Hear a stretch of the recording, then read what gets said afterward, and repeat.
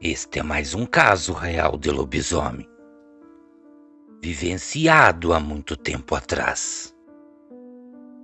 Em meados de 1585 a 1590, foi publicado e escrito na cidade de Londres a biografia que descrevia a vida desregrada de um homem que viveu em épocas passadas. Esta biografia continha 16 páginas e ela fala sobre o aparecimento de um dos lobisomens mais aterrorizante de toda a história, Peter Stubbe. Esta biografia é a única prova que existe sobre este animal, que aterrorizou em sua época. Ela também foi traduzida em uma impressão alemã, que até onde se sabe, seria a original, mas devido ao tempo, acabou se perdendo. Existem somente 2 cópias originais, e essas se encontram escritas em inglês. Também passaram a ser um valioso documento, pois comprovam a existência de tal mal. Peter Stubbe nasceu em Beradat e viveu em Bedburgo, na Alemanha. Desde os 12 anos, Peter Stubbe já demonstrava que tinha uma grande inclinação ao mal. Possuía um gosto peculiar pela magia negra, necromancia e feitiçaria. Com o passar do tempo, ele se desviou de sua fé cristã. Então, depois disso, foi pegando gosto pelo que vinha aprendendo sobre a magia negra. Depois de um certo tempo ter se passado, ele acabou se entregando de corpo e alma ao diabo e também veio a negociar a sua salvação com o demônio. Ele desejou inúmeros prazeres para sua vida, como, por exemplo, a possibilidade de seu nome ser conhecido pelos 4 cantos do mundo. Então o diabo concordou com ele, mas o preço cobrado lhe foi o céu. Porém, mais tarde, Stubbe viu que todos os desejos que fez não se refletiam as coisas como riqueza e sucesso enquanto estivesse vivo. Estes mesmos documentos comprovam por escrita que seus desejos e luxúrias não poderiam ser satisfeitas por meio mundano. A maldade que Peter Stubbe possuía em seu coração e também em sua alma anseiava em fazê-lo praticar o mal sobre os homens, mulheres e também crianças. O diabo o via como um instrumento perfeito para praticar o mal ao mundo.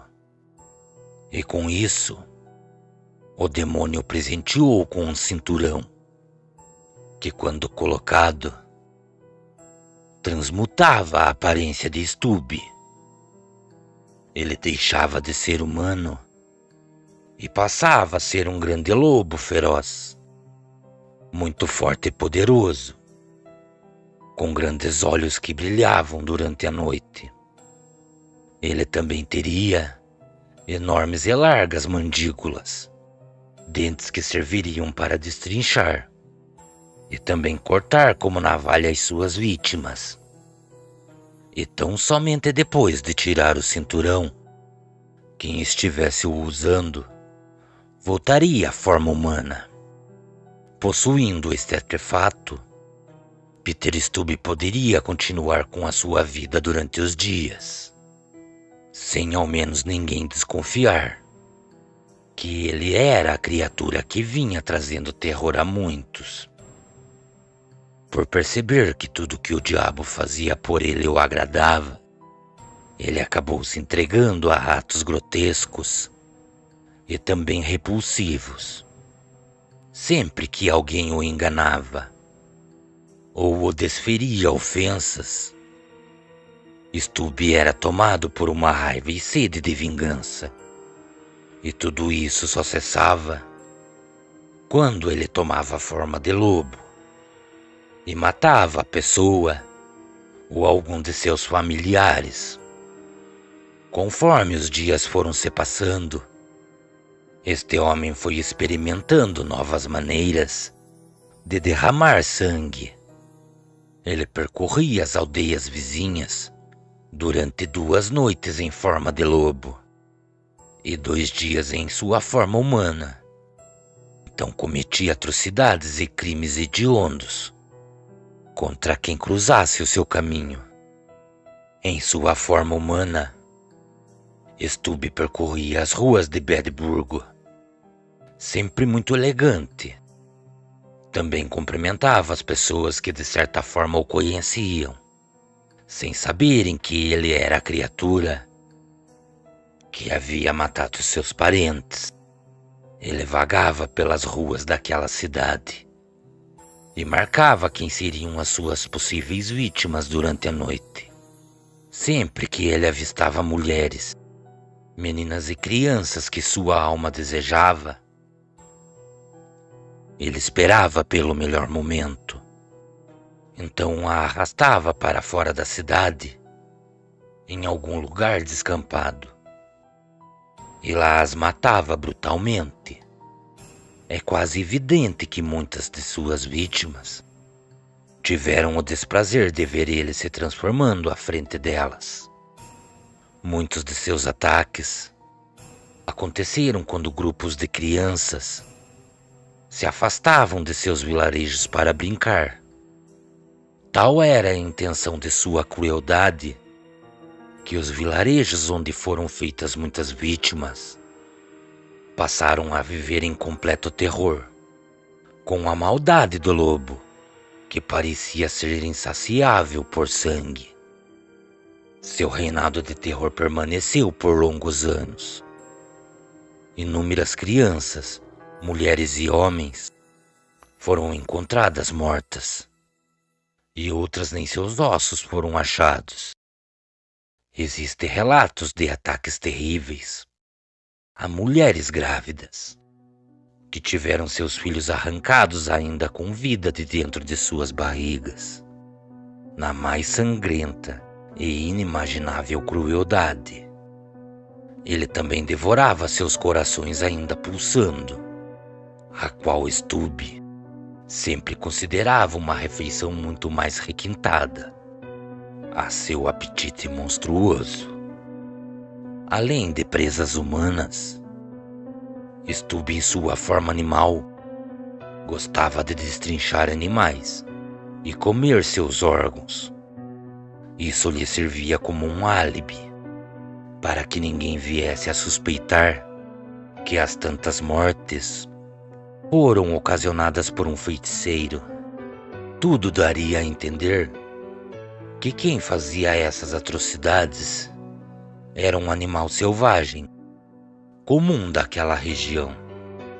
Durante este longínquo período, Peter Stubby viveu com sua irmã, uma jovem muito linda que o amava, mas não um amor de irmão.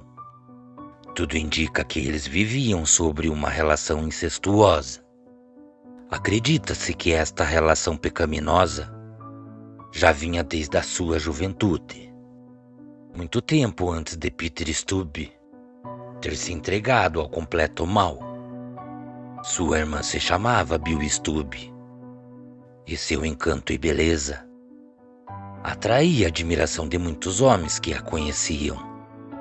Desta relação pecaminosa, Bill Stubby acabou gerando um filho. Mesmo Peter Stubby se tornando pai, nada mudou.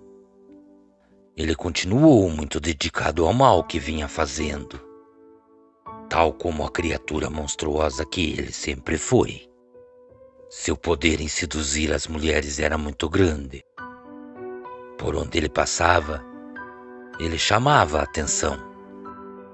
Certa vez, uma linda mulher foi até ele E depois de uma curta conversa, antes que ela fosse embora, ele conseguiu seduzi-la com palavras doces e encantadoras, e a influenciou de uma forma tão grande que esta mesma mulher se entregou aos seus encantos.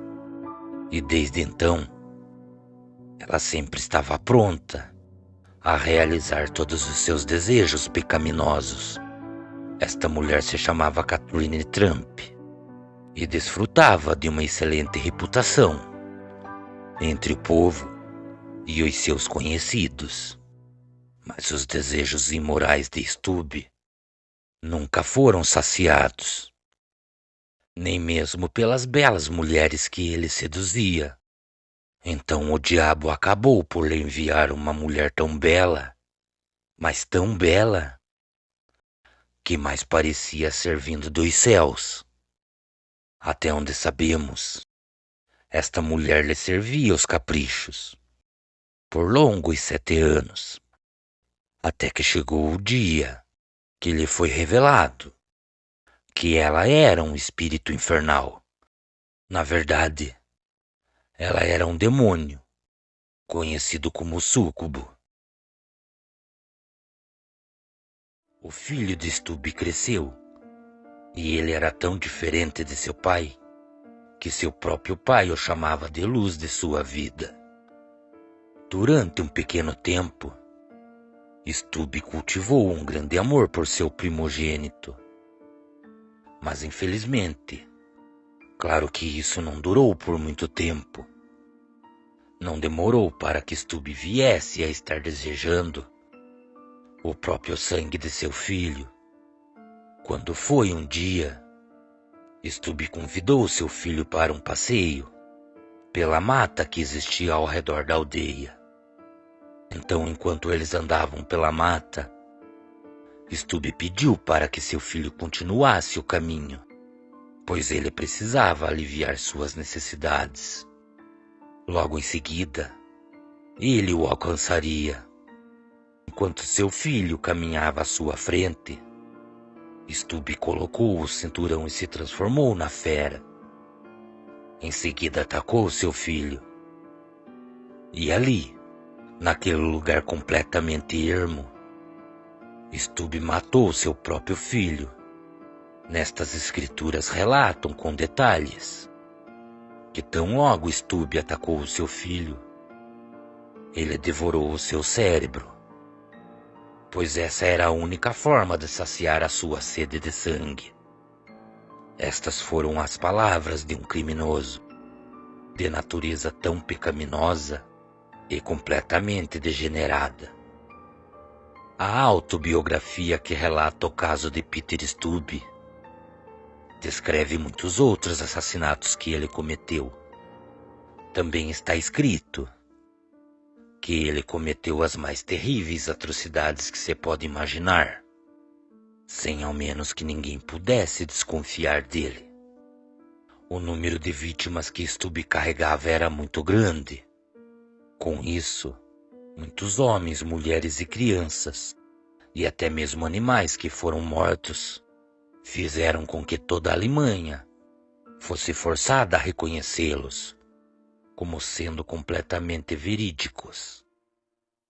Os habitantes de Colônia, Bedburg e de Paradat, vilarejos que sofriam continuamente com os ataques do animalesco ser que possuía a grande semelhança de um monstruoso lobo, temiam viajar de um lugar para o outro, sem que estivessem em um grande número de homens armados. Para o horror de todos, bastava que estivessem andando pelas estradas que ligavam um vilarejo a outro, para encontrar carcaças de pessoas mortas espalhadas pelas estradas e também pelo campo, onde a besta os atacou. Criatura esta que ninguém conseguia capturar e condenar à morte. Quando acontecia de alguma criança acabar desaparecendo dos arredores de sua própria casa, ninguém mais tinha a esperança de encontrá-los com vida novamente. pois todos sabiam que já era mais que certo que o lobo já havia as devorado. Por mais que aumentasse o número de caçadores para caçar e capturar a criatura, esses homens não conseguiam obter êxito. Mesmo obtendo somente a frustração de não conseguir capturar a besta, eles não desistiam. E onde havia rumores do aparecimento da criatura, eles iam em busca da fera para capturá-la e matá-la, e assim acabar com seu reinado de terror. Os cristãos rezavam a Deus para os livrar das armadilhas feitas pelo diabo, que viesse a colocar o povo a ser confrontado pelo lobo. Quando foi um dia, a notícia que um lobo de tamanho imensurável foi avistado andando pela mata, que existia às margens de um grande rio. De imediato os caçadores cercaram a área onde o licantropo foi avistado vagando. Então soltaram seus cães para tentar acuar a criatura e não a deixar fugir. Neste momento, Stubby, vendo que não havia como escapar, tirou o cinturão e retornou à sua forma humana. Os caçadores tomaram um grande susto quando se depararam com um homem onde antes havia um lobo. Eles então ligaram Stubby ao lobo e também determinaram que tudo era obra do diabo.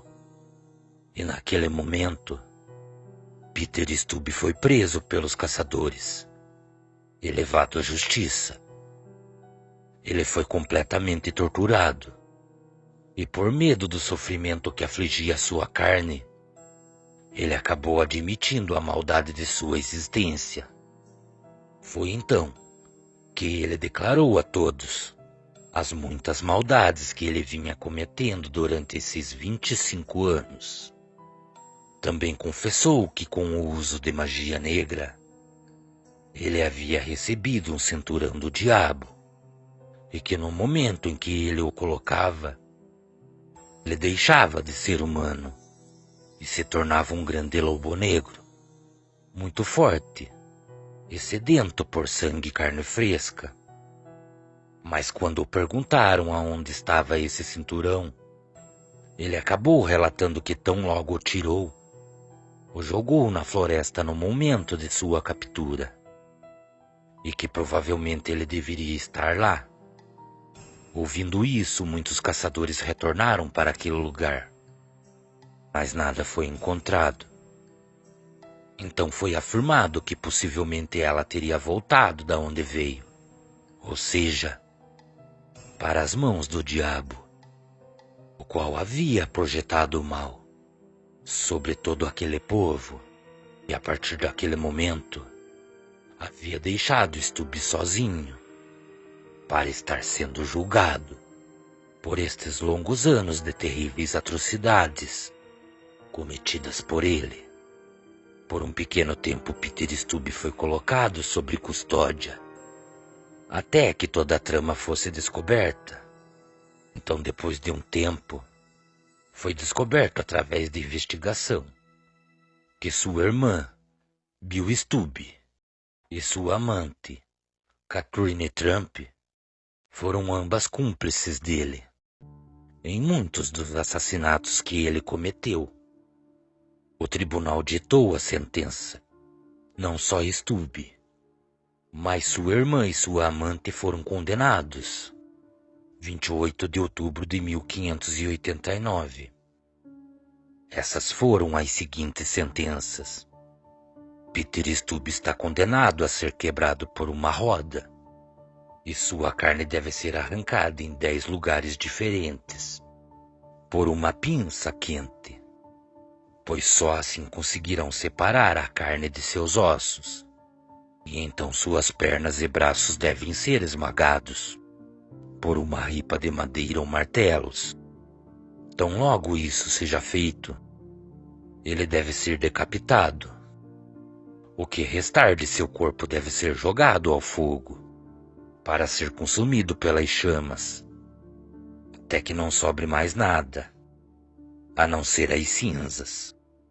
Além disso, as duas mulheres devem ser amarradas e queimadas vivas no mesmo dia. E então, no ano seguinte, que se sucedeu o seu julgamento, no dia 31 de maio de 1590, a sentença foi executada na cidade de Edimburgo. Logo após ter cumprido a execução, como um alerta a todas as bruxas e feiticeiros que viessem a estar habitando aquela região, foi erguido um poste, sobre o qual foi colocado a roda onde Stubbe foi torturado. E mais acima, penduraram a figura de um lobo e a cabeça de um feiticeiro. Também havia ao redor da roda da tortura inúmeros pedaços de madeira que representavam uma parte das vítimas de Stubbe. E foi decretado pelas autoridades que governavam aquela região que tudo isso deveria ficar em exposição pública. Ou seja, todos da região que passavam por aquele lugar teriam uma lembrança eterna dos crimes cometidos por Peter Stubbe e também da punição que ele recebeu. Tudo o que você acabou de ouvir sobre Peter Stubbe não é uma lenda ou conto. Ela realmente aconteceu. São fatos históricos. Realmente não sabemos ao certo se Peter Stubbe era um lobisomem, mas não há dúvidas que ele era o culpado por muitas mortes horrendas. Cordiais uivos a todos. Boa noite.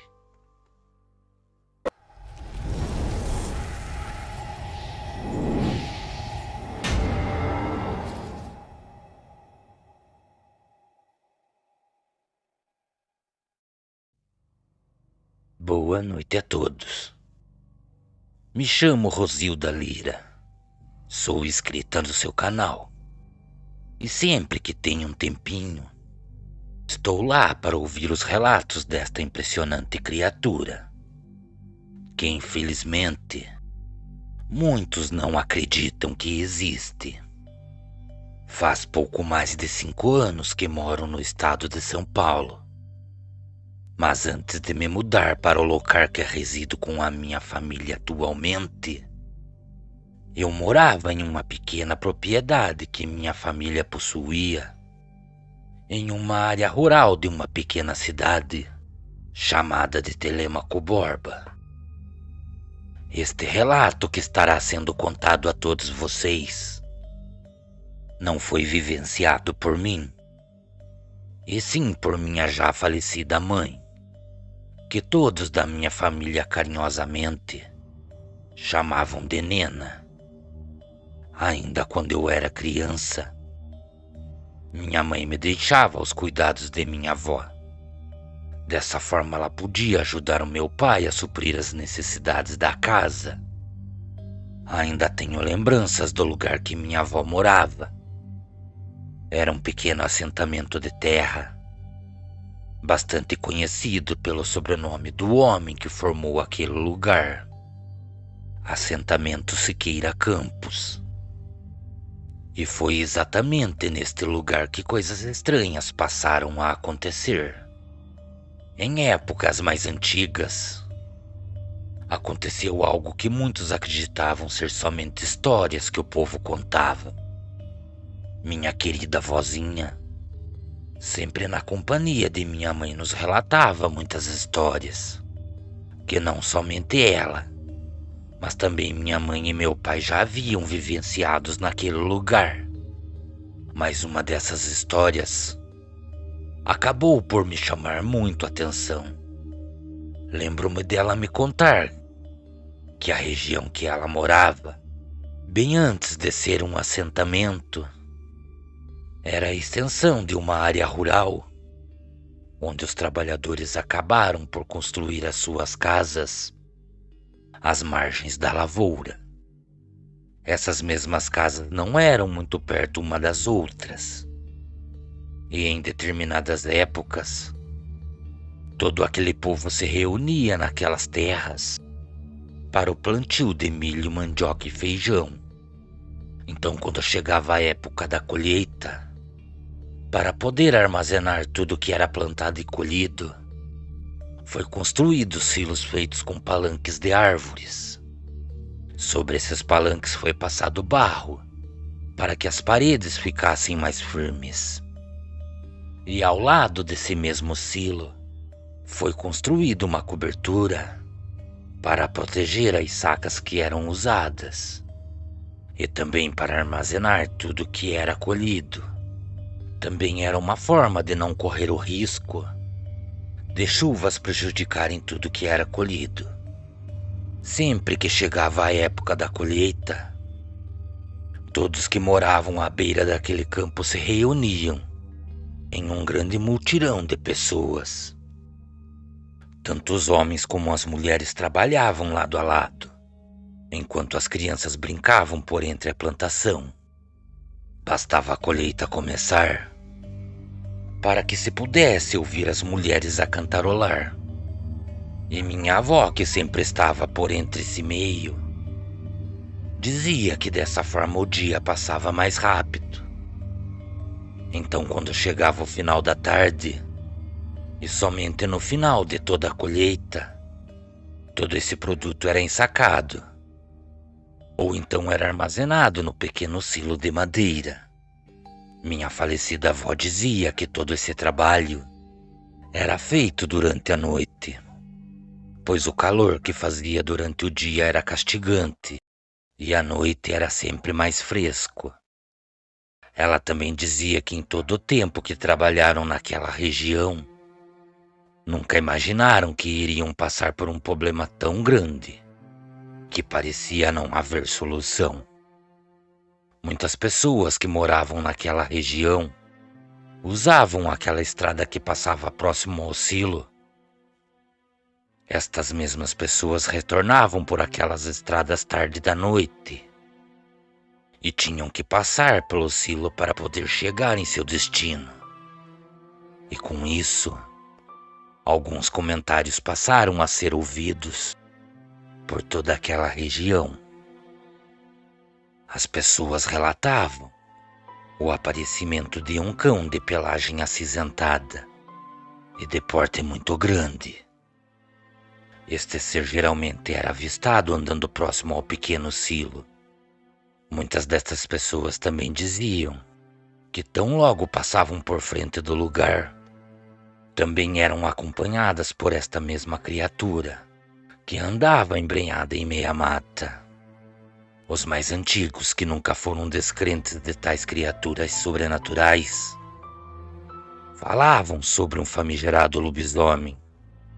Também diziam que se este ser fosse o que estava rondando aquelas terras, teria que ser expulso daquele lugar, ou toda aquela região seria amaldiçoada por tal criatura.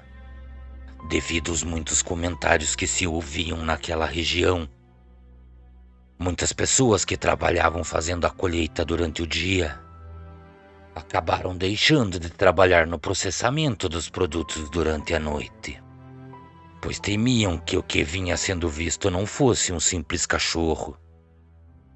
Nem mesmo a minha mãe e nem a minha avó acreditavam na hipótese que o que vinha sendo visto aos arredores fosse o que os mais antigos acreditavam ser. Os avistamentos da tal criatura não demoraram muito para se tornarem mais frequentes. O que antes acontecia uma vez por semana passou a acontecer todas as noites. Quando foi uma certa manhã, no momento em que os trabalhadores faziam o caminho que levava até o silo, quando faltava poucos metros para chegarem ao local de trabalho, todos aqueles que faziam aquele caminho acabaram tendo uma desagradável surpresa. Já era possível ver muitos dias de trabalho jogado fora.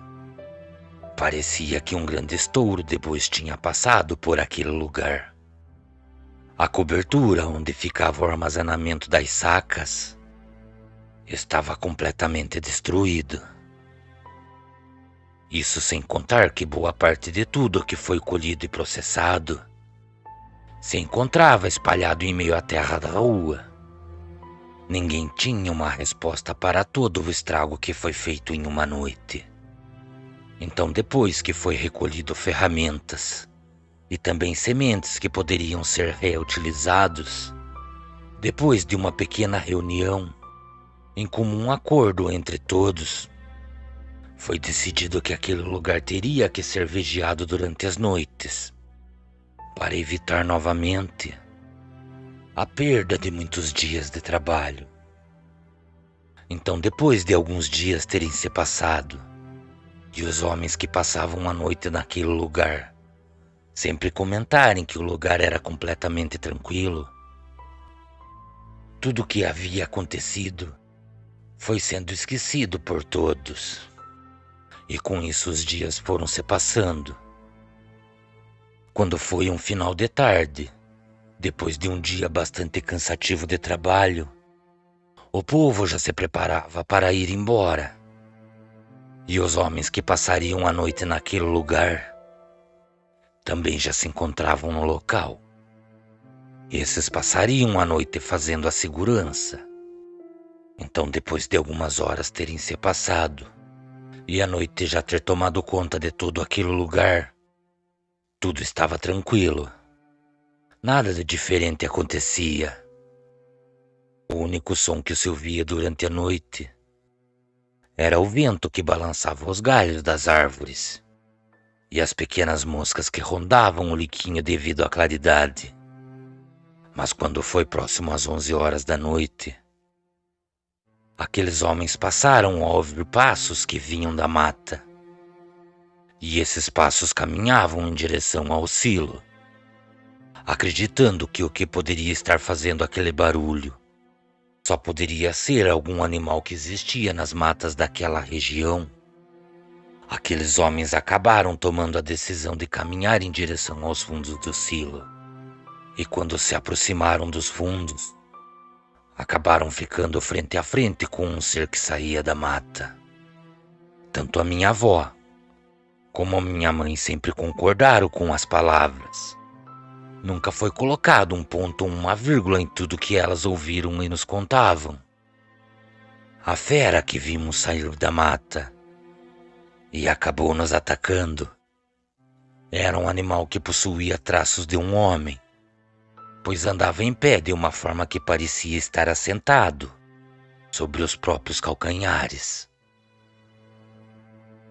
Seus braços também pareciam tão longos que quase encostavam o chão.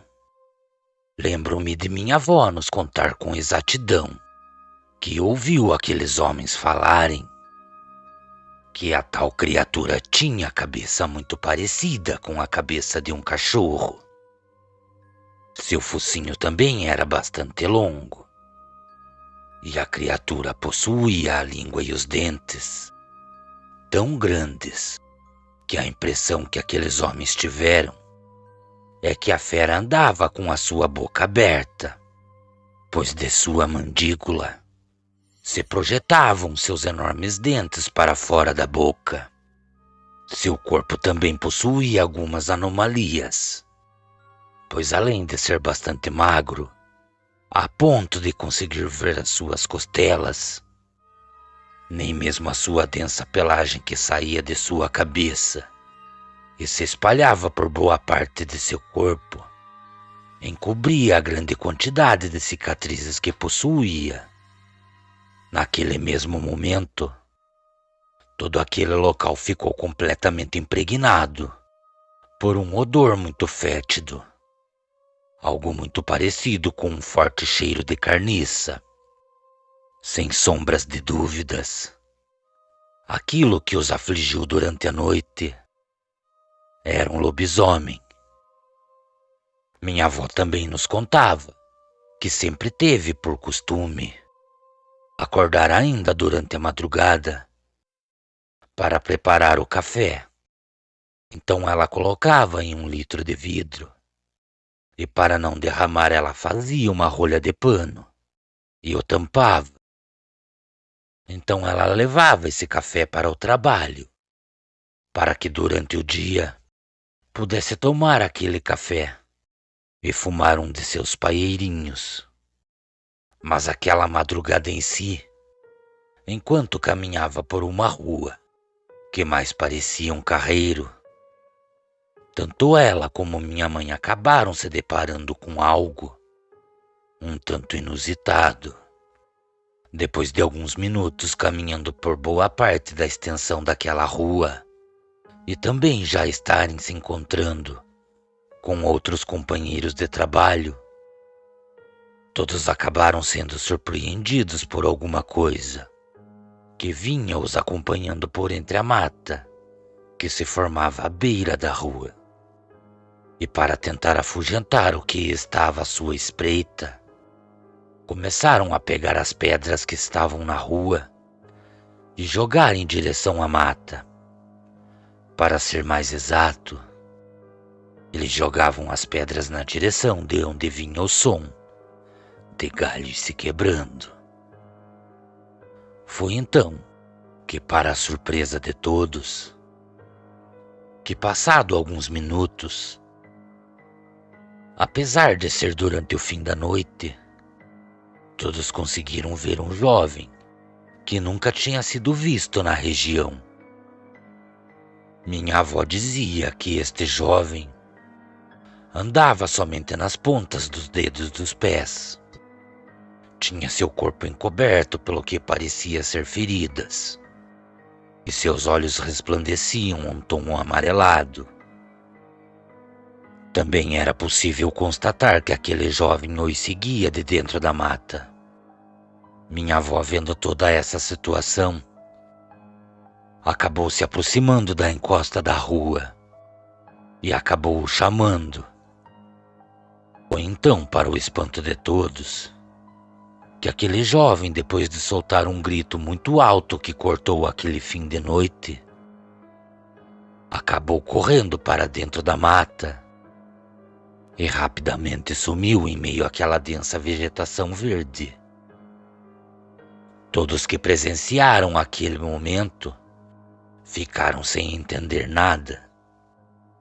Simplesmente se calaram e continuaram o seu caminho. Tão logo chegaram em seu destino, acabaram encontrando tudo revirado. Os homens que também estavam encarregados de fazer a segurança de todo aquele lugar estavam empoleirados sobre os galhos das árvores, e seus olhares eram de completo terror e espanto. Minha mãe dizia que era até difícil de acreditar, pois eram 7 homens buscando refúgio sobre as árvores. Mas tão logo eles passaram a contar sobre o ocorrido, todos entenderam que se não buscassem refúgio, era certo que nenhum deles estaria ali para contar todo o que aconteceu durante a noite. Todos que se encontravam ao lado do pequeno silo acabaram chegando a uma conclusão, que realmente o que vinha a estar andando por aquelas matas e tinha deixado aqueles homens em completo pânico só poderia ser uma coisa: um famigerado lobisomem. Depois de todo este acontecimento, muitos outros avistamentos aconteceram. Também houve várias outras tentativas que deram erradas para tentar matar a fera. E infelizmente, com todos esses acontecimentos, muitas pessoas que trabalhavam naquele lugar acabaram pedindo suas contas e foram embora daquelas terras. Os que restaram trabalhavam apreensivos, pois acreditavam que poderiam estar sendo observados durante o dia. Então, quando foi uma manhã, um chacreiro vizinho às terras que nós trabalhávamos chegou no pequeno silo, no exato momento em que boa parte dos trabalhadores se encontravam todos reunidos, e acabou comunicando a todos que a partir daquele dia A criatura que vinha aparecendo por toda aquela região não iria incomodar mais, pois ele, junto com outros homens, conseguiram fazer uma emboscada à criatura e por fim tinham dado fim na fera. Minha avó sempre nos contava essa passagem e ela sempre tornava a falar que uma coisa que ela nunca esqueceu foi o olhar daquele jovem em meia mata. Ela não tinha certeza, mas ela sempre acreditou que aquele jovem morava naquela região.